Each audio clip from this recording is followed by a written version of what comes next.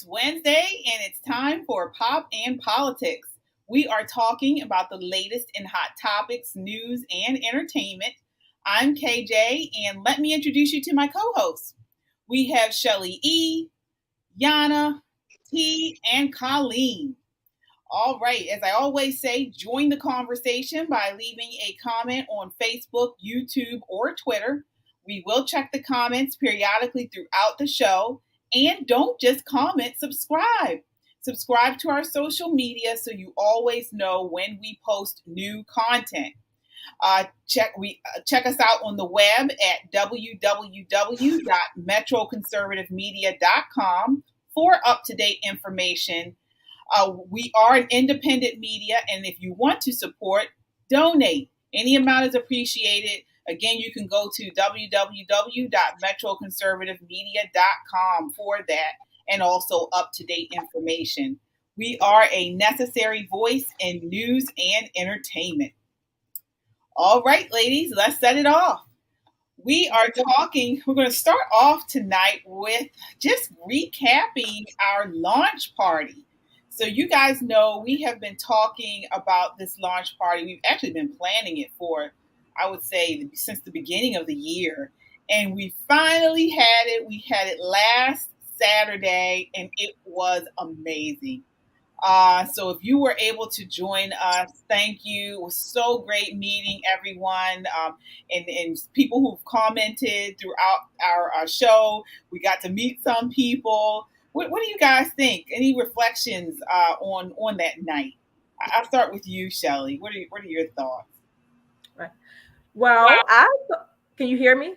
Yes. Oh, okay. I thought it was a great night. It was great. The venue, of course, I love meeting people, talking to people, and we had fun. Everyone seemed to be having a good time. The dancing, the music, the food, the ambiance, if you will. So it was just a very, very nice time.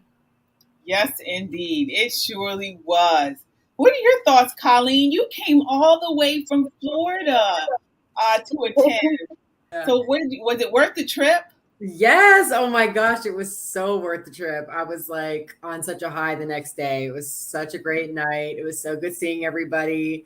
And I mean, I'm just so happy I came up for it. Good. Yeah, so are we. What are your thoughts, Yana? What are your thoughts on the party? How was it for you? Oh, I think it was awesome. I think the food was really good. So whoever arranged the food, you have a very good taste. So I'm really picky with food. So Oh wow! Okay. I think the entertainment, the music. We had the two artists. So they were the rap artists. They were amazing. Of course the people who came. It was so great to see everybody and to feel the support that we don't always. It was good to put a face to those people who are commenting. So that was really amazing. Yeah, what about you, T? What are your thoughts? You were part of the entertainment, as was Yana. Yana, she did a belly dance routine, which was amazing. And T as well. She got in on the night a little bit there. What do you think, T? That's just me. I'm like, how was I part of the entertainment? Like, I just be doing stuff. But no, I had a great time. It was good to, like Yana say, put the faces to the names and seeing people and how. And actually them seeing us and how we are in person, because we're the same in person that we are. I mean, nobody knows that Shelly can actually cut some steps, but she cut a few steps. I don't think anybody, you got to see it to believe that. I know, right? Yeah. Shelly is like a wild child. No, I'm just kidding. But no, I had a good time seeing everyone and being with you ladies, because we don't get a chance to be together a lot, not being in the studio. But yeah, just having the whole team together and having fun over some nice libations and music. Right. Yeah, absolutely. And I wanted to kind of take this time because a lot of people who came wanted to know more about Metro Conservative Media. And so this is the company that we do all of this for, Metro Conservative Media, which we have multiple shows as part of Metro Conservative Media. And I want to kind of take this part to just kind of talk about what exactly we are doing and what our plans are for the future. So basically, we started back in 2021, and we are the only choice for urban conservatives, voiced by urban conservatives. So we create content to widen the perspective of news and culture in urban settings.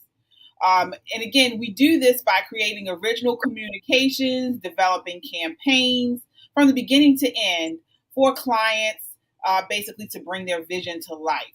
So it's really, we are Republican and we lean to the right, but it's really not about political parties. We create and promote content focused on issues. And we've talked about multiple issues on this show, on the 8:30 show, on Great Thoughts Matter, Just the Guys, all of the shows that we do here. It's focused on multiple issues such as the nuclear family, faith-based issues, education, fathers' rights, economic prosperity, diversity of thought, personal freedom. And all of this is sort of from a conservative perspective, because right now we don't have that. Most of the culture, most of the movies, most of the news lean left. Right. So with that in mind, I want to get you guys' thoughts, if you could share as far as what you view, what's your goal or purpose as being part of Metro Conservative Media? So I'll start with you, Shelly. You always started. Okay. So my purpose or my goal for Metro Conservative Media is I like the fact that we represent us best, right? And I'll give at least one example, very superficial. Many people, or a number of people that I have met, they will think that I am a Democrat just because of my skin color primarily, and because I wear locks, things like that. So when they put the two together and they see that I'm not, and I have actually a voice other than my skin color and my hair, it makes a big difference. And I say that to say this: our politics really is not who we are. It's secondary to who we are, or maybe even tertiary to who we are. So our politics are a part of us, yes, but that's not how we necessarily define each other. And we certainly don't like people to define us, to put us in a box based on what they think our politics are. Right. Yeah, perfect. Anyone else want to chime in as far as what your goal or purpose is here with Metro Conservative Media? Well, I can add that, of course, I want to bring more awareness to the issues that, as you said, well, as we know that a lot of stuff is censored. So I think for me, it's really important to bring up the truth and the real information that really exists out there, and a lot of people just not aware. So I think we're one of the few, or maybe only one place especially in this area, the only media company in this area that really talks about issues that pretty much nobody talks about. And we're very brave about talking about things that could get us censored. Also, one of the, I think, cool goals would be to bring more immigrants into the conservative movement, and to, first of all, explain, or have them understand what America is about, and really appreciate the freedoms that our Constitution gives us. And then a lot of immigrants actually are already conservative to begin with, in their social, the way they see the world, the way they want the world to be, society to be. So I think it's not such a difficult thing to do. So maybe to bring more immigrants to watch our show. All right, perfect. I know for me, I think that I want to show people that conservatives or Republicans don't look like who they think we look like. They think we look like a white male, and clearly I'm not a white male. But just being real and 100, as we call it, just being real with people, but understanding that we're normal people too. Like Shelly said, that, I mean, me being a Republican or conservative, that is like way down far on the list. But that's the first thing that they want to talk about. But I'm like, we're normal people, we're regular people, and we know how to do things that everybody else knows how to do. I mean, if you try to run up on me, you might get punched. And if you want to give a hug, I'll give you a hug. You know what I'm saying? Don't get it twisted. But still, we're normal people, but we're relatable. Yeah. I also want to say that I really wish that I might have said this on the show before. I know I've told at least a few of you, but I definitely wish I met you guys and met you ladies and actually was on the show before I decided to move to Florida, because it's really hard being a conservative in Maryland. I mean, I know that we're more than just our politics, but it can feel pretty kind of isolating when you have Republican or any kind of conservative values or anything like that, because I mean, it's not really popular in Maryland anymore. Or at least that's the climate that that's the kind of feeling that we get. Yeah, and it shouldn't be that way. And we've talked about this in the past. It's not us that ostracize people, or we say, we find out your political views. We're pro-life and you're pro-choice, and we say, I don't want to be, I don't want to deal with this person. But we get that a lot.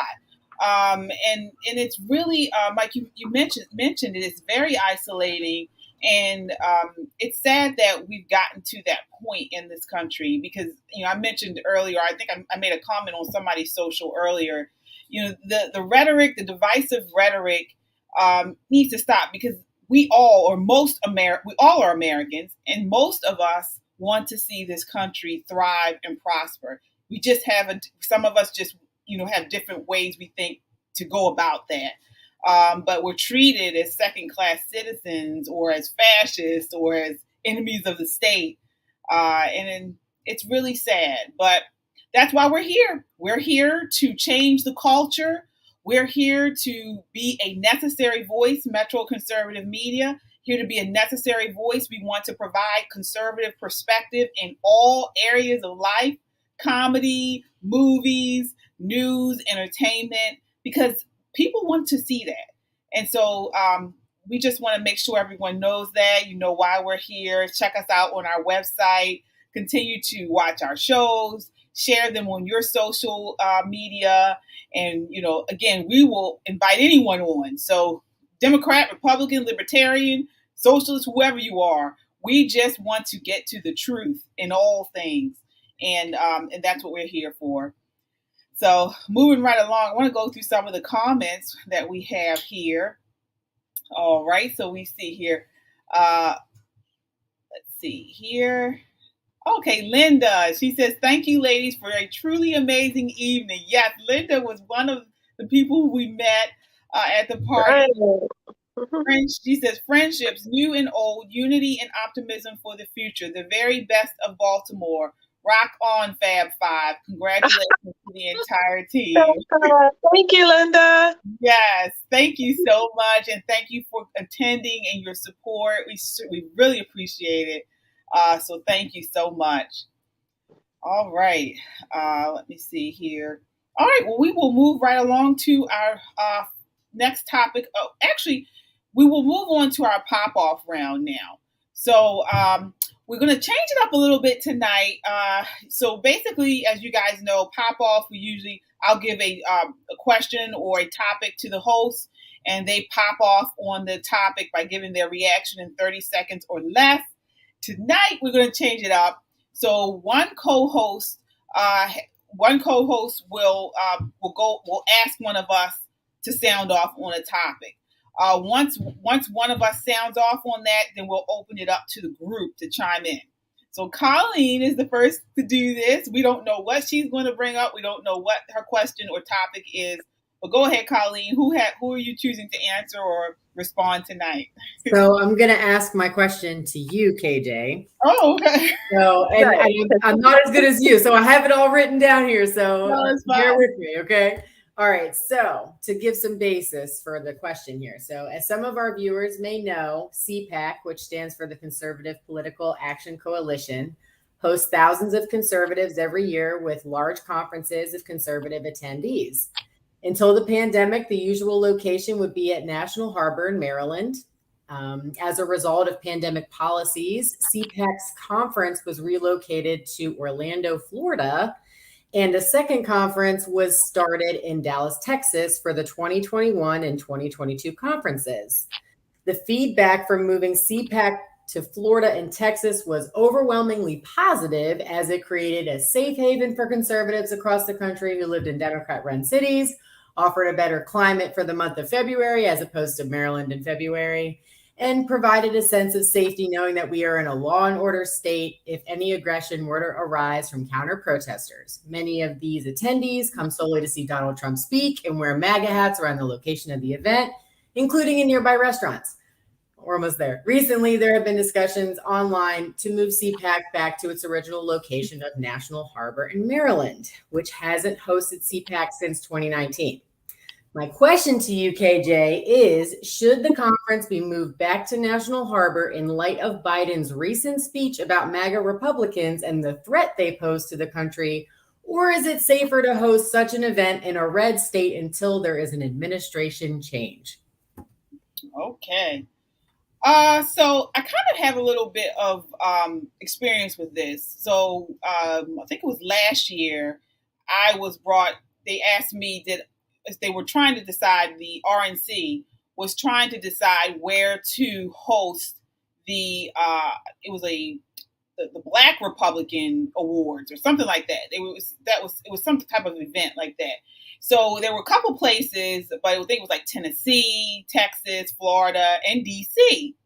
And so they asked me, being the Baltimore City Republican Committee Vice Chair, what did I think? And so some of the reasons behind the question was, one, they wanted to, if we had it here in DC or Baltimore, or like you said, this the National Harbor, it kind of like puts us on the map as far as letting people know there are Republicans in these blue areas. But on the other hand, we didn't think we would be able to draw as many conservatives to a very blue area. And you mentioned some of the concerns. Some people have safety concerns, not being welcomed, and things like that. So honestly, at that time, I said have it in DC because, I always like to raise the awareness of the Republican Party and conservatives in these areas.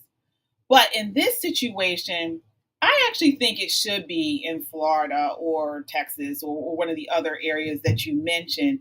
And just that right now, the climate is so divisive. As we just mentioned at the top of the hour, it's not so much of the law and order issue, but I think it would draw more conservatives to these conservative areas. So, I mean, I don't have any issue with it being in a red state or somewhere like that. But I want to open it up to you, ladies. What are you guys' thoughts? Nope, it's a pop off. Yeah. I honestly don't care necessarily. However, I understand both sides, but I would say my preference would be where there would be more attendance. So if there's going to be attendance there, the people can get there logistically, if it is feasible, cost wise, have it wherever. This is still America. Every state is still a free state, I think. Maybe not Maryland, I don't know, but supposedly. Mm-hmm. Yeah, that was one of the issues for the event that I was mentioning. And so a lot of people said that it would probably more people would attend if it is in a red state. Yeah, I felt like I just wanted to get some feedback on this because I agree that it would be safer in Florida for sure. It makes me think of during 2020 when we had all those rallies in DC after the elections, and so many people came, millions of people came. We had 3 rallies? Oh, not rallies, but like protests, and I mean, the protests themselves were generally okay, but then afterwards, like late at night, things got really crazy. Yeah. But at the same time, I kind of like drama a little bit. So yeah. So I understand that. Like, see something happening again, where there's people who have really, people coming from the whole country, to support the Republican Party, and to really show up in DC like that, I think that's a really big statement. And so I remember witnessing that, and that was really cool at the time, because it was during the pandemic and DC was all shut down, and all these people coming in just being completely free. And so that was really awesome. It was like a holiday. So if I want to see some more interesting things happening in our capital, or outside of the capital, I think do it here. Mm-hmm. All right. All right. Well, we will move right along. So again, that's kind of a new thing. We kind of switched it up. So one of us next week will come up with a topic or an issue, and we will pose it to one person. That person will respond, and then we'll open it up to the group. All right. So we'll move right along to our next topic of the night. So we are going to talk about the border and the border crisis.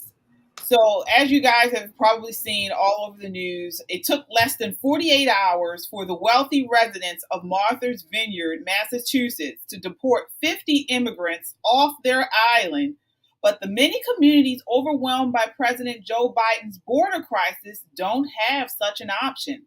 So I'm talking about what happened recently, where 3 Republican governors forced the border crisis to the top of the news by busing illegal migrants into sanctuary cities. So the biggest thing recently was Governor DeSantis moving these 50 migrants to Martha's Vineyard. So my question to you all tonight are these governors making sanctuary cities walk the talk, or are they being petty with political stunts that hurt vulnerable migrants? So I want to get your response on this, Shelley. So I think, number one, it is political, but like, for instance, Governor DeSantis and Governor Abbott, they are making the left eat their words. That's what they're doing. All right. What are your thoughts on this, Yana? Are these Republican governors making them eat their words, or are they taking advantage of vulnerable migrants? Well, I mean, the migrants, they came to America and they gave themselves up to the authorities. They're happy, I guess, to be in America. So does it really matter where they go? They're lucky not to be in jail, and they're being sent to nice parts of the United States. So in these states, these blue states and cities, they have said that they want to be sanctuary cities. So be a sanctuary. Do what you promised to do for these people then. All right.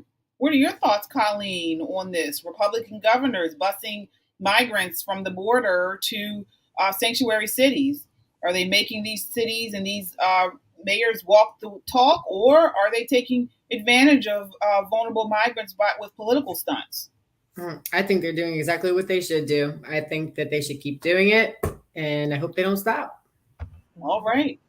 Take a look at this clip. This is White House Press Secretary Karine Jean-Pierre's response to the Republican governors doing this. This is soundbite 2.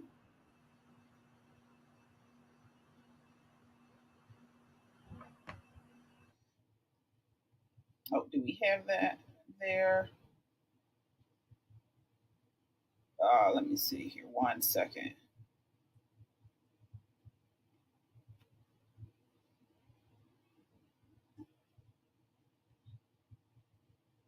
Oh, do we have sound? Fox News and not city or state officials about a plan to abandon children fleeing communism on the side of the street is not burden sharing. That is not the definition that we see of burden sharing. It is a cruel, premeditated political stunt. That is not what that is what they are doing. And so we're always happy to have conversations about ways to further improve border processing, and we could be doing more if Republicans in Congress would stop blocking our efforts to pass comprehensive immigration reform and also funding, historical funding for DHS. So again, this is not what border sharing looks like.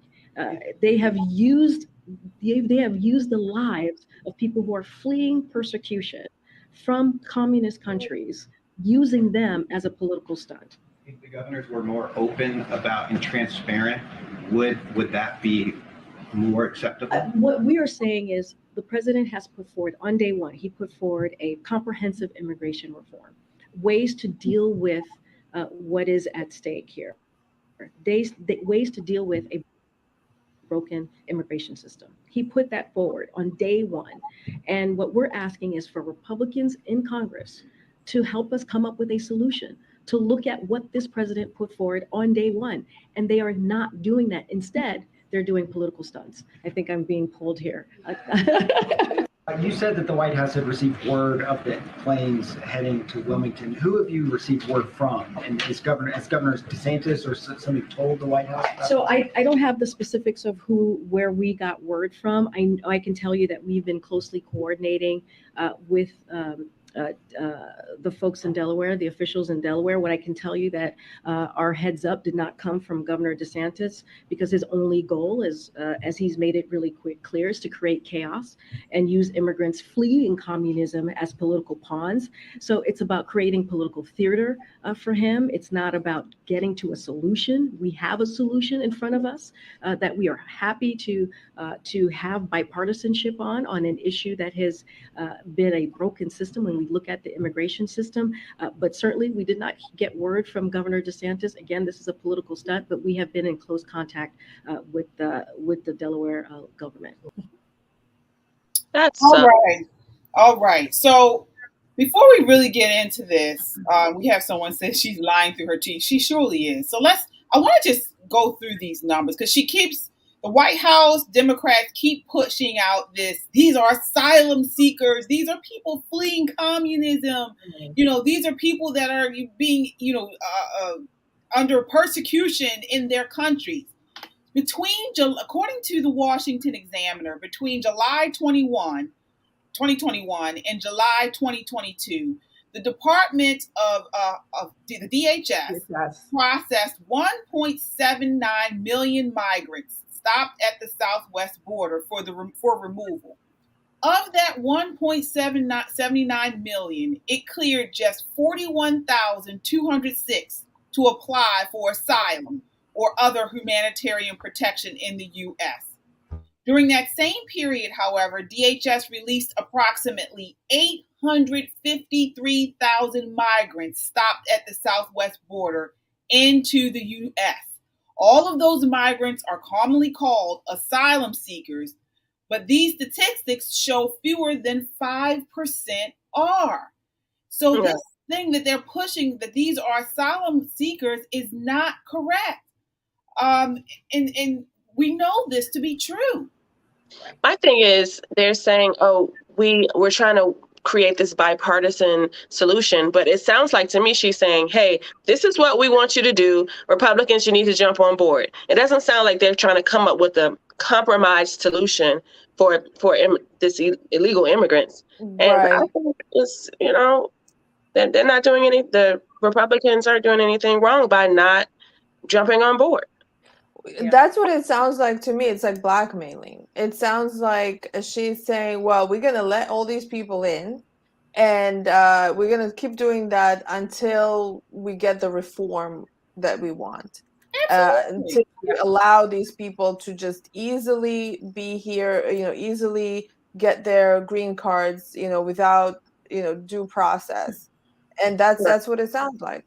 It's exactly what it is. When you look at the DHS Secretary, Alejandro Mayorkas, he admitted that the administration's objective isn't reducing illegal entries, but instead providing, and I quote, safe, orderly, and legal pathways for individuals to be able to access our legal system.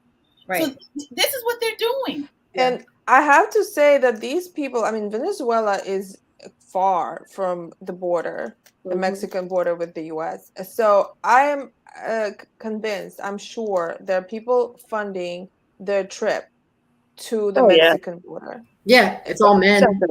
Mm-hmm. No women and children in that bunch. Right, and there's guys. Yeah, I mean, whoever the funding, there has to be funding coming from, I would say, most likely the Democrats in this country. I wouldn't be surprised if there's, because I mean, we have seen buses of migrants being brought close to the border and then released, and they're walking, as if they walked the whole way. Mm-hmm. So 2 things I want to say. First of all, over the last week, I have noticed this slight, subtle change from illegal immigrants to migrants. Let me give you a quick definition. A migrant is someone who already is in this country legally and moves from state to state or whatever country you're in. An illegal immigrant is what these people are. So this sleight of hand that the news and the media have been using to say to make it a little bit less or a little bit more palatable. These are not migrants. They are illegal immigrants. So I'm going to stick with that terminology. These are illegal immigrants, number 1. Number 2, if I think it was John McCain, or it may have been under President Bush, the second Bush, when we had this amnesty bill, right, to make all the illegals here, give them this path to citizenship. Well, what happened?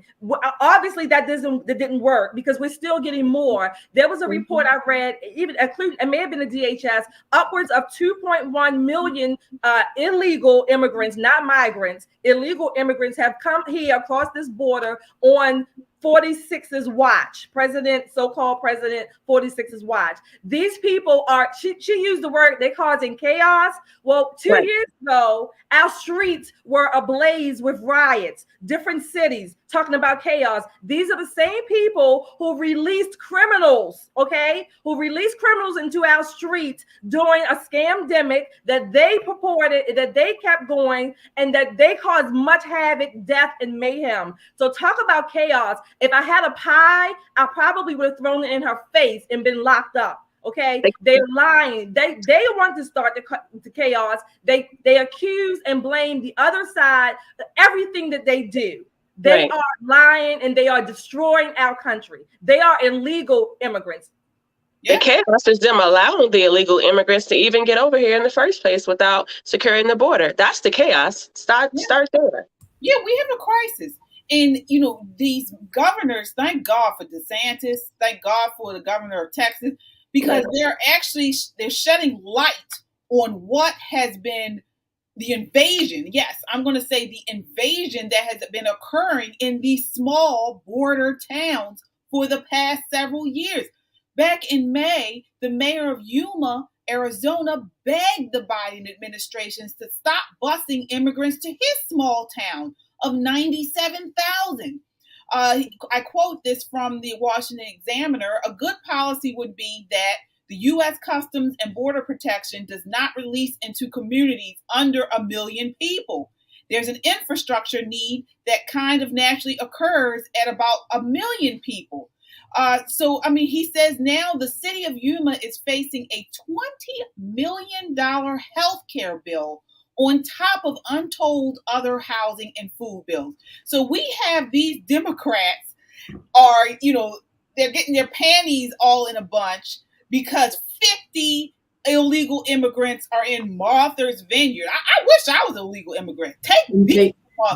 They kept saying, they said it's wonderful here. They said, we're so happy we're here. There literally were news reports of the woman on television saying how the illegal immigrants are so happy they came here. They're so happy I would love to go there. I can only go to the Jersey Shore. I would love to go to Martha's Vineyard. They have to keep sending them to Martha's Vineyard and nowhere else, because Martha's Vineyard is where they really made a statement, because clearly the other cities they send them to have higher populations. We don't notice that they're being dropped off in DC, in New York, in Chicago. We don't notice. But if you get dropped off in Martha's Vineyard, a predominantly white area, I mean, it's funny how Biden can bust these illegal immigrants, but when DeSantis does it, it's a problem. Yeah, I mean, yeah. In the middle of the night, it's okay. I know that this is mostly the left, but I'm not going to let the Republicans off the hook, because this problem has been going on for decades. And almost every time we've had a Republican administration, we have all of these giveaways. It's not just a matter of compromise, and we just basically give the whole damn kitchen sink. Okay, we don't put our foot down. Thankfully, President Trump did start building a wall, but it wasn't funded under a Republican administration for his first 2 years. Right? They didn't fund it. They wanted to do all this infighting, and he didn't have the right personality. So then all of that went out the window. So I'm not letting Republicans off the hook either. Yeah, you're right to do that. Not only that, though, but like you mentioned, this Biden administration, they killed the stay in Mexico order. So this is why we have more and more of these illegal immigrants coming into the interior. You have mayors from Washington, D.C. and New York that are complaining about a couple of thousand people over 3 or 4 months, where these border towns are seeing that weekly, and they don't have the infrastructure to deal with these people. They're seeing a few thousand people over, and they have these small towns. So I remember, and it's so insidious of her saying that these people are fleeing communism. What I read is that Venezuela released prisoners from their jails, and they're the ones who are coming over here. So we do not know what kind of people they are, what they did in Venezuela. They probably were not very good people. How many terrorists do you think they have found coming over? A lot. Before? They have actual record of it. How many? I think it was almost 80. In 2019, there were 0. So people, they have put forward a calling call or a beacon, come through and, come on over here. I mean, it's as open as a whore on the sidewalks, legs. And I remember when Biden first got into office, and the problem that we had, as soon as he got into office, they started coming. And I remember one of the illegal immigrants on camera, she said, "Oh no, Biden. We were told that Biden said, come on, that it's okay for us to come." And so here they are. They're coming. Still say that now. They still say that now. And NBC News just made a tweet that they had to remove, but the article is still there. They essentially used a metaphor calling the illegal immigrants trash. They said that what DeSantis did was essentially take his trash and put it somewhere else for somebody else to pick up. And then there was a lot of backlash on the tweet. Right. We should remove this tweet, but they kept the article. They literally called these people trash. And they it was, what was it? 44 hours. 48 hours. They're in their gated communities. They're in New York and in the cities. And so they feel like, this isn't going to affect us, but let the border towns deal with it. And then they keep their sanctimonious attitudes. But this is why it's so great that these governors are shedding light on this and doing this. Right. I hope they keep it up. They keep it up. They call him the Savage, not DeSantis. Yeah, I love it. Yeah, I hope they keep it up too. I really do. Teaching them a lesson. Those are their own medicine. Aren't we supposed to share the load? Right. Right. And this is what they want. I mean, what do people think is going to happen if they continue this open border policy? What do you think is going to happen? The poor are going to be poorer and poorer for generations. We're going to have our social services overrun. Schools, the public school system, which is already, on its last leg, will become overrun. This is not sustainable. It's not sustainable. And thank God these governors are shedding light on this and putting it back into the hands of these Democrat cities who declare their sanctuary cities. Yeah, and they're going to come here and lay their eggs and lay their eggs and hatch their children here. And then they're going to eat up the resources that we have for our own citizens. And they're not even paying taxes. Right. So, and that's who really spills the blunt of it. Urban communities, African-American communities. Right. These are the people who feel the homeless. The homelessness here since the pandemic has been increased. I don't know, whatever that word is, astronomically. And so I'm like, we got to take care of our own first before we let these people in. And the thing with immigrants, The Sorry. Vineyardians called the military on 50 people, but they won't take the military to the border to close the wall and to seal it off with the military down there. But they got it for 50 people in the Vineyardians' backyard, right? Yeah. Like that, and that was And totally fine. What I'm going to say about the immigrants, unfortunately, they're not the same kind of immigrants that were coming here in like the 1800s. They come here and they're asking for government handouts. Right. So they're not necessarily, I mean, they are very hardworking immigrants. They do come here and they work very, very hard. But then a lot of people are coming and they're asking for welfare. They're asking for, to pay for their children. This To is what I have, just said that. Yeah. right, like free schooling, And they'll free do it for daycare, less. things They'll do like it for that. less. So that means that that's taking jobs away from Americans. And we're in a recession right now. So Well, I will say that Americans don't want to work. I mean, that's a totally different subject, but I mean, let them have the little jobs. But because Americans aren't trying to work. No, there's an issue with labor here and Americans working. Nobody wants to work now. So Well, that's because the government keeps giving these handouts. They were getting STEMIs and all kinds of handouts. He wants to add another $1 billion or $1 trillion more of handouts to this stuff. But not only are the immigrants different, but the United States is different. We're not this new country. We're not this new empire that can use and has all the room and the resources for all of these immigrants. We're a different country now, and we just don't have the infrastructure set up to take in these amount of people. I want to go to some of the comments here because we do have several. Tatiana says the mainstream media is trying to confuse us with all these definitions.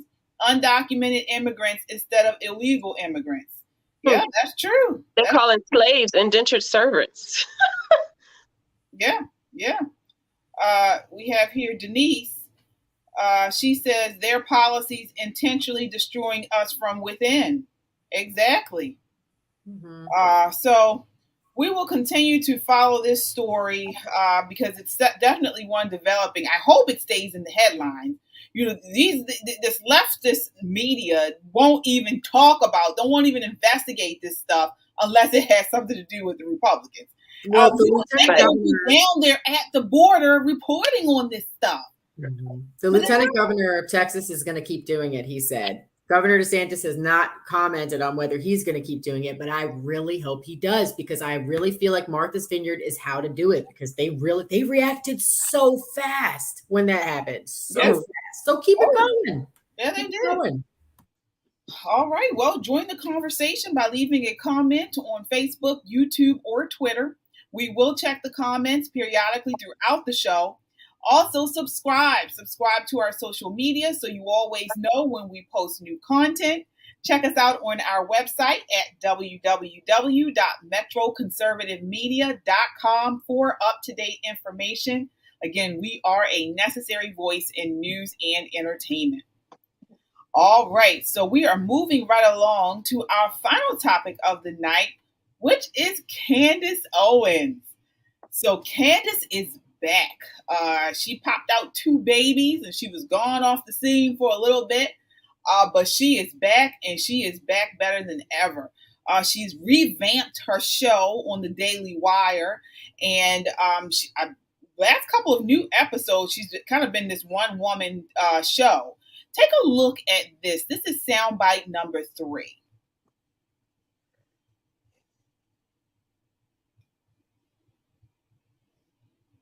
Reason.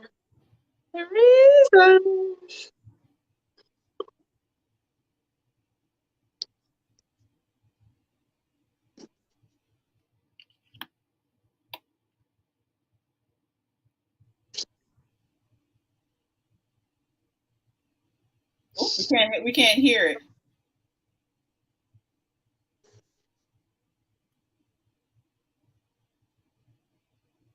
She looks so motherly.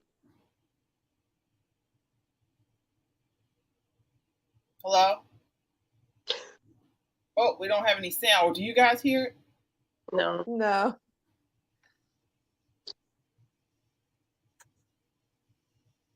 Let's see. 1 second. All right, well, we'll move on. So basically, we're talking about Candace Owens. She has kind of been I don't want to say divisive, but she's been really a figure that, people really just love her or hate her. And so I want to talk about her for the remainder of the show. She just recently did a show where she actually came out and said that, and correct me if I'm wrong, guys, but she basically said something like the colonization, talking about the death of Her Majesty the Queen of England, talking about how the pushback that has gotten from the left due to colonization. She kind of made it seem like colonization was not such a bad thing. Is that what you guys gathered from her comments? Yeah, that's what she basically said. So I want to get your thoughts on her, on Candace Owens. Do you think she's good for America, good for the conversation, the discussion? Why, or does she go too far? Right. I'll start with you, Shelley. So, so in that clip the clip that we were looking at, she said that colonization, particularly in Africa, by the United Kingdom was a net positive, right? Meaning that overall, the things that the outcomes for that country or for that side of Africa were better than when they started, than when they left, than when UK first got there. So they turned out better than when they got there. Many people took that, and I have to say, when I heard the comment, I could understand how people could take it offensively, I guess, if that's the right word. Everybody's so offended. I could understand how people would take it sort of like that initially, because she made it sound like, or to some people, that she was making an excuse, or she was supporting England's or the United Kingdom's colonization of Africa. Guess what? Because of the United Kingdom, we have America. So at some point, almost every country was a colony of some other country. And the United Kingdom, overall, the United Kingdom has been a net positive, not just for Africa, but for the world. Mm-hmm. Yeah, I agree. I mean, but isn't it kind of like saying to someone that may have, let's say, someone lost a family member, a parent to cancer.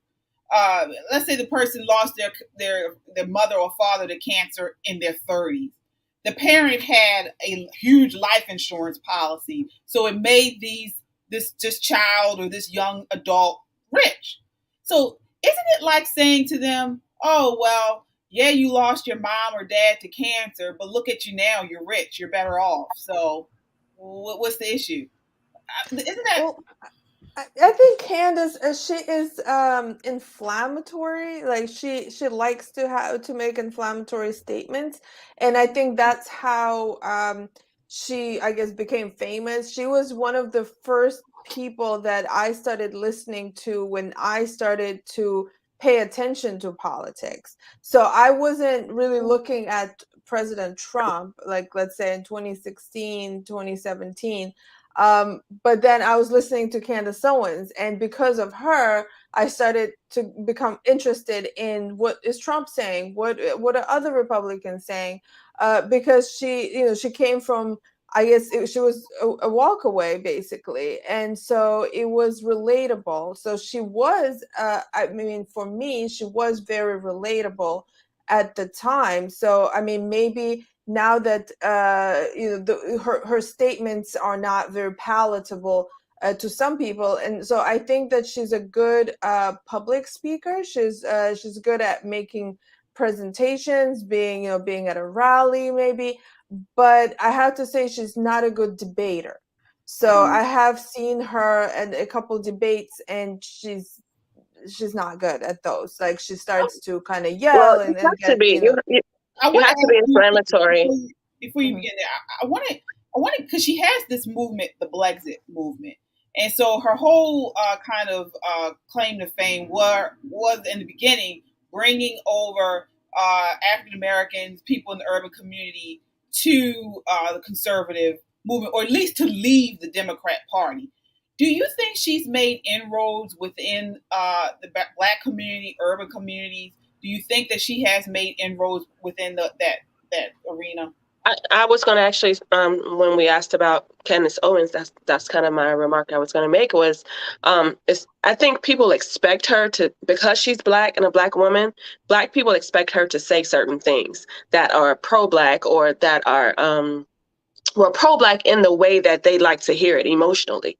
She is pro-Black, but that's what they don't understand. She is pro-Black. She is pro, not being holding Black people accountable. And if we're all emotional, if we get out of our emotions, we'll understand what she's saying. We'll understand the points that she's trying to make, even if they are inflammatory, because sometimes you have to be inflammatory to get people's attention, and then you can see the message. Mm-hmm. What are your thoughts on Candace Owens, Colleen? Do you feel like she was really instrumental in the walkaway movement? Yeah, definitely. I mean, Candace is, I'm seeing a clip of her speaking at a hearing years ago that is one of her most viral ones. I think when she's talking to like Ted Lieu or something. That one, I was like, who is this girl? Oh my goodness, right? Because she was saying things that I had never heard anybody say before. So especially, I've never heard any Black person say them before. So I was like, who is this girl? And I know that there was some discussion about like last night, somebody had mentioned that Black people can't relate to her. And I was thinking about that because I mean, I can see why a lot of people say that, but also like, do you think that like country folk can resonate with Donald Trump? I mean, he's a billionaire. Like he literally comes from the highest of the high class, and you'll see Trump signs in the most, basic American yards. You know what I mean? So, but that's not how Black people work. That's not how Black people work. So if you say anything against the narrative that we're supposed to, the oppressive narrative that we're supposed to hear, then you're canceled. You're not one of us. You're, whatever. I wouldn't even say that. I wouldn't even say that because there are, Candace Owens is not the only Black conservative. There are multiple Black conservatives that do resonate within the Black community. But with Candace Owens, generally when you as an African American, I'm from Maryland. I was born in Baltimore City. When I go around other African Americans, we have shared experiences. So, for instance, like with Shelly, we're totally different people, but with personality, with likes, with interests, but we do share a common experience that is really shared amongst a lot of Black people. When we say certain things, we get it. We understand, kind of like you were part of the Shelly pretends not to. She pretends not to sometimes. No, Shelly, again, but look at Shelly, for instance. She is a hardcore conservative. I would say she's conservative. But, I bring her around my family who are all liberal, Democrats, urbanites, city dwellers. They love her because the message is conservative, but the language is urban. Right. And I'm not even talking about the vernacular or anything like that. It's just the essence. This is what I say about Candace. Number one, to your point, Colleen, about Trump. Trump was very relatable, okay? Yeah. Billionaire or not, he was very relatable. You could live in the Appalachia, you could live in the rural part, you could live in the high-rise penthouse in New York City. Trump was very relatable, which is why he reached people across swaths of America.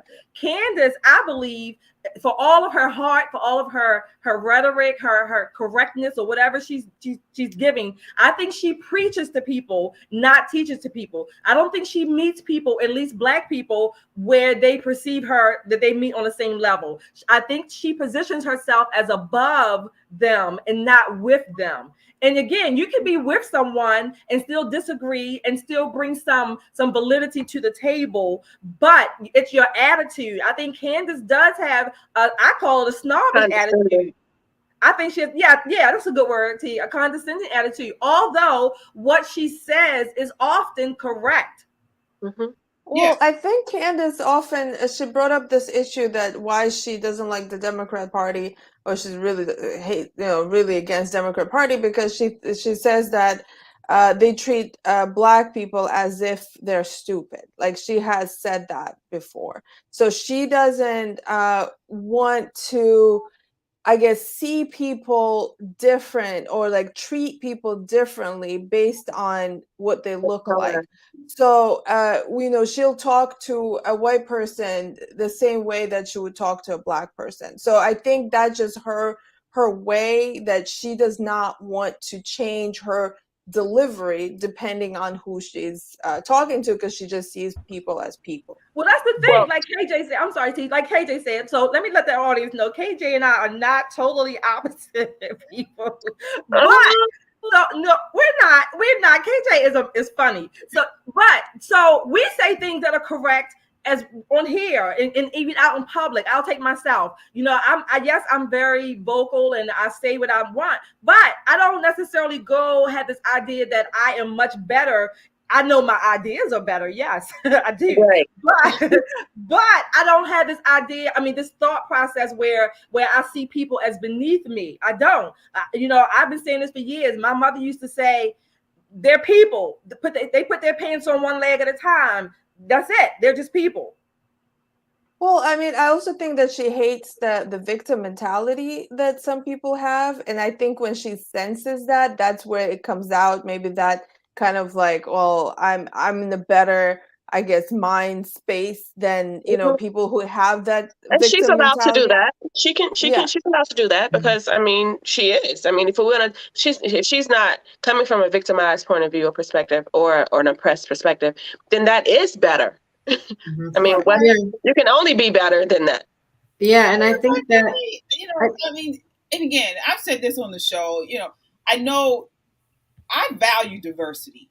I value the idea of having friends from different ethnicities, cultures, socioeconomic places. I believe that is a value add, and everyone, I believe, should do that, because that is how we as a country, especially a melting pot, become better. Because we are a melting pot, we should be around different types of people, religions, whatever. I don't think Candace does that. I mean, she surrounds herself with one type of person. Right. I don't see her with different ethnicities. I don't. And again, even her family. I don't know Candace Owens. Yeah. And I think that hurts her. I do, because she does not have a diverse look, and she cannot so much as not sympathize, but empathize with other people. You don't have to agree with other people, but I believe that empathy bridges the differences. Right now she's at a point where some people won't even listen to her because she has not connected with these people. So again, like Shelley said, Trump, I mean, I love New Yorkers. I always love New Yorkers because they can mix and mingle with anybody.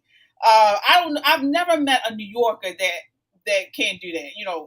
One of the guys on the show and behind the scenes, he's on Just a Guy, Steven. He's like the perfect example. Steven is like he's a... Yeah, but not all New Yorkers are like that. Well, I've never met a New Yorker who's not. They can New Yorkers are cool, yeah.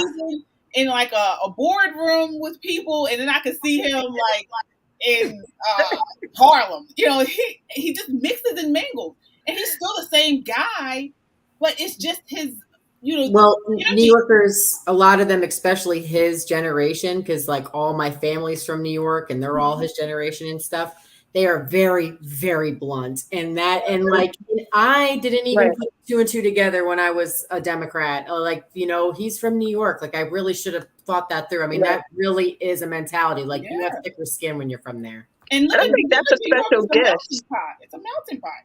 That's a gift too, to be able to connect with all types of people, like and be the same person throughout those. And then so Candace, I mean, poor thing, like you said, like I remember seeing her wedding pictures, and I don't even know if her own family was there, because honestly, she was the only person that looked like her that was there, I practically. see baby shower pictures too. Yeah. Right. Mm-hmm. So, I mean, not that she has to be around Black people, but I mean, you should be able, if you're especially got a TV show, you should be able to connect to all audiences, so that gives you a well-rounded experience. Mm-hmm. Yeah, and believe me, I'm a huge Candace fan.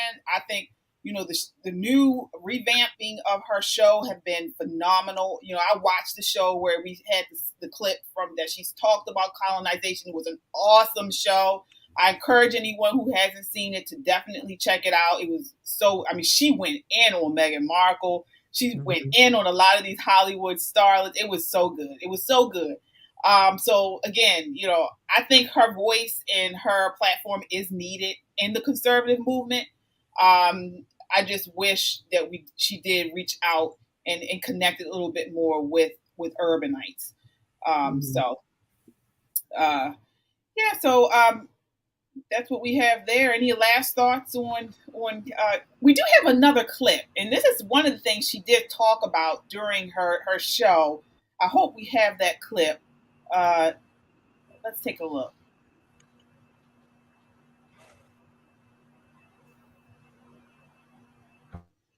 On the way to the clinic, I got murder on my mind. Planned Parenthood, right, is now getting exposure from Black women that are half naked outside. The same Planned Parenthood, which, as we have mentioned before on the show, and as we will continue to mention ad nauseum, because facts and history matter, that was created to stop Black people from procreating.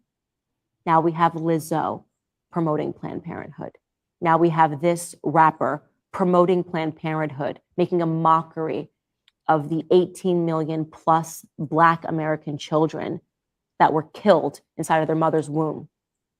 You want to know where the most unsafe place is for a Black child? It's not on the streets. It's in their mother's wombs.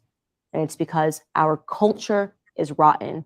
Our culture is training us to believe that we should be celebrating this immorality. It is despicable. Murder.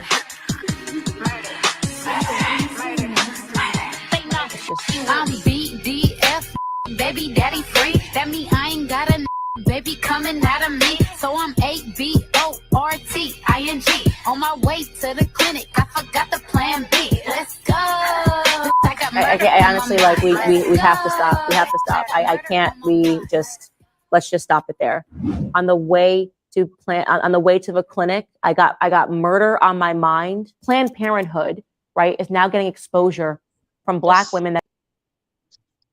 Wow. So that was disgusting. From, I think somebody was on the show in the past who said, Democrats aren't advocating for abortion. It's only during a certain period of time, and if they're not pushing it. And you have a video like this. That was disgusting. That was disgusting. I saw. Do we blame the Democrats for that, for a music video? Yeah, I think so, because you have a lot of these entertainers who are repping for the Democrat Party, and they're pushing the same kind of narrative. I wouldn't blame the Democrat Party, T, like you're saying. I saw. I don't know who that rapper is. I forget, but I did see the video, and I thought it was disgusting. But I wouldn't blame the Democrat Party, because, again, we talk about personal accountability. The history is there. So these rappers should be able to educate themselves, or certainly find a book or the latest newspaper or something to find out the history about what they're singing and rapping about. So I don't blame the Democratic Party, may be one of the mass marketers of it, but the rappers themselves do have an accountability in and of themselves for their work. You think that a rapper who wants to get signed to a deal is going to go and pick up a book and read it to rap about it? No, that's mainstream rap right now. That's mainstream.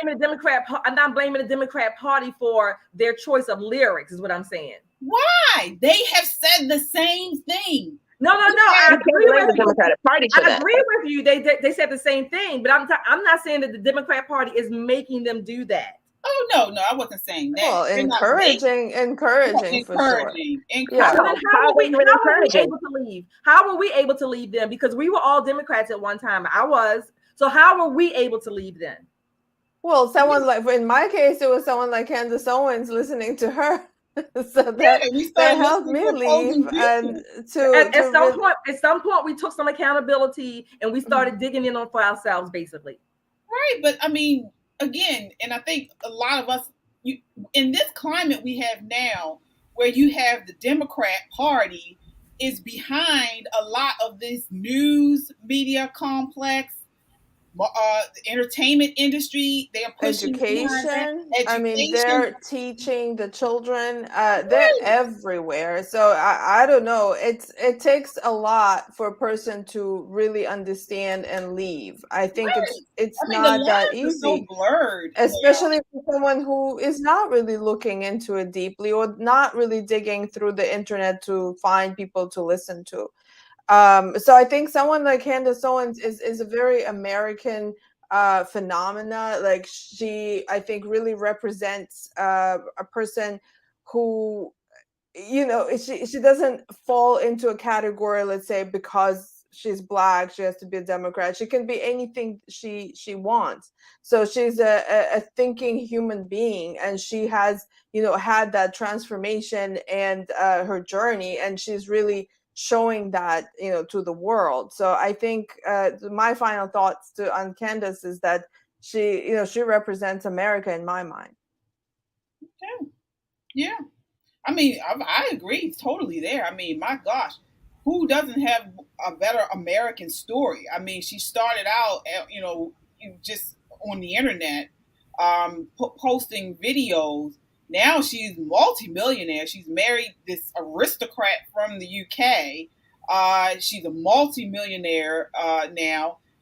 You know, she has a beautiful family. And so she's living the American dream. So definitely, she's definitely. Yeah, but so is Glorilla, the rapper that we just saw. She's living the American dream too. No, she ain't. How isn't she? She came from. Where does she come from? Where does she come from? She has a talent or whatever, and she got signed with what's the rapper name? I forgot his name. She has a market. She has a market. She came up from wherever she was. That she has a nice house right now. I saw her when she got signed. She signed the paper. She had a handful of cash. The girl in the video. That's somebody's dream there. Yeah. What is the American dream? Because is it just about making money? Yes. No, it's defined. And having a nice life. It is individually defined. Freedom to do whatever you want to do. I mean, of course, we don't agree with that. I don't agree with it, but I agree with T. She is living the American dream in a sense. Yes, she is. So this rapper that I've never seen in my life Glorilla, has enough money to live the American dream. Like, I mean, to really be a successful rapper, like it's years in the game. Like, you really have to have like a good signing. Like, I've literally never seen this girl in my life. She really has. I've never seen either. That's not talent. Well, yeah, of course, but I mean, like they usually, I mean, NSYNC was the people who actually have talent aren't the ones that make it. Rap game right now is really a porn industry. It really is. I mean, if you look at that video that she just posted, it was pornographic. She said twerking on the. You're gonna listen to the lyrics. She's twerking on the red light. I mean, if this becomes the American dream, selling your body, you know, making money, because I mean, now you can make money off of any. You don't have to have any type of talent, as long as you show your ass and you're talking about nasty stuff. I mean, if that's the American dream now, I mean, we are lost. It's the American dream.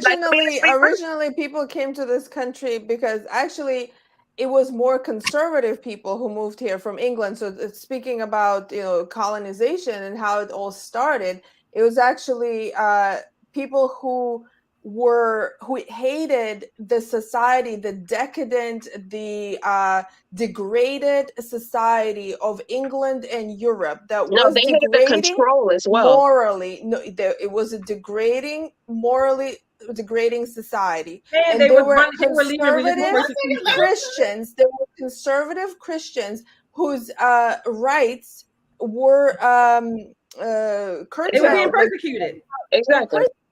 For their conservative beliefs, and they were one of the first people who moved to the continent, to North America, who risked their lives. And that was the American dream, to practice your religion, and to be that house on the hill. We have talked about this before, that America was supposed to be the house on the hill. So what kind of house is it that you're talking about that is twerking and talking about murdering?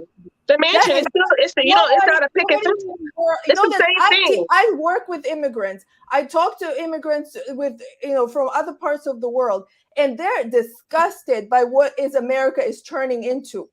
So I just want to say that, because it's embarrassing. We're talking about freedom here. So they wanted the freedom to get away from the persecution of being a Christian. This is the freedom to twerk in the middle of the video that you want to twerk. Be even a little bit supportive of something like that is disgusting.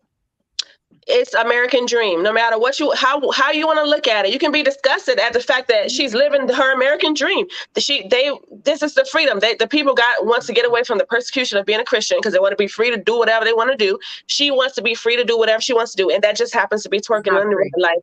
And that's what's going on. She got the money. She has the supporters. What she's doing is maybe immoral, but it's not illegal. Right. I think that I don't think that she makes the money that she's flaunting, because first of all, I mean, we would know of her. I mean, I have never I'm not like. She makes more money than she would be making if she was still in the wherever she came from. Well, yeah, but she's moved from selling one thing to another. Yeah, so she's basically a legal prostitute. That's not the American dream. That's not freedom. She was a trick. Yeah, she used to trick, and she used to sell drugs. And I didn't know that. What's her name? What's her name?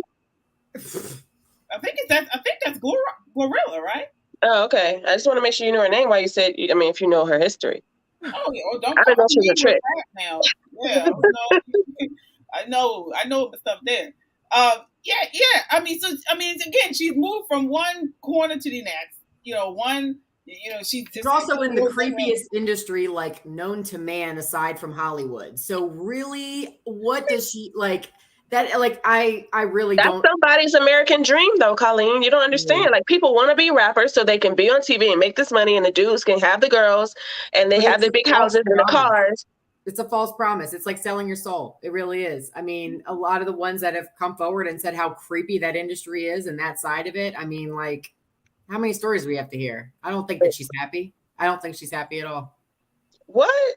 Oh, okay. No. I mean, I guess everybody has their different thing of happiness. But we will continue. I mean, we can agree that she may be, her dream may be to make money. But my question is that the American dream, just to make money? To go from poor to rich, that's the American dream? That's a big part of it. Definitely. Yeah.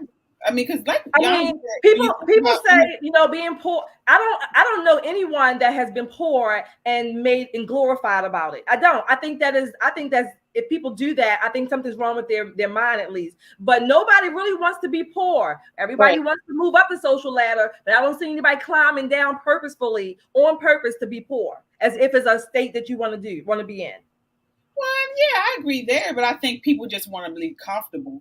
I think most people just want to have enough to provide for themselves and their family. It's status, though. It's about status as well, not just money, but status.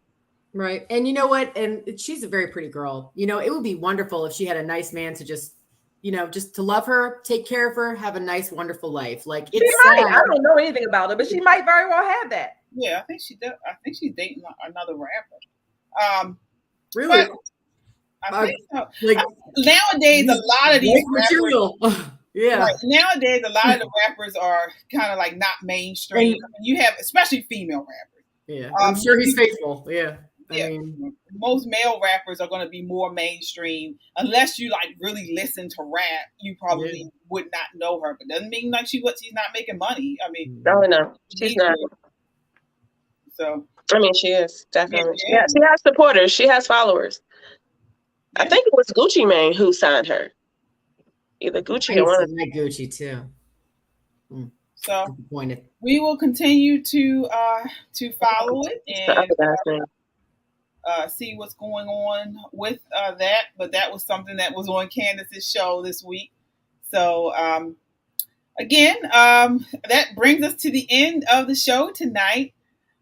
So thank you so much for watching. Again, follow us all over social media. We are on Instagram, YouTube, Facebook. And if you haven't done so already, subscribe. Subscribe so you get up-to-the-minute information and about the content and when we post. We certainly appreciate the support. We are an independent media, and each time you subscribe, it makes our voice that much stronger. Again, check us out on our website at www.metroconservativemedia.com. We look forward to seeing you next week. Until then, count your blessings and live a life of purpose. Good night. Let's go.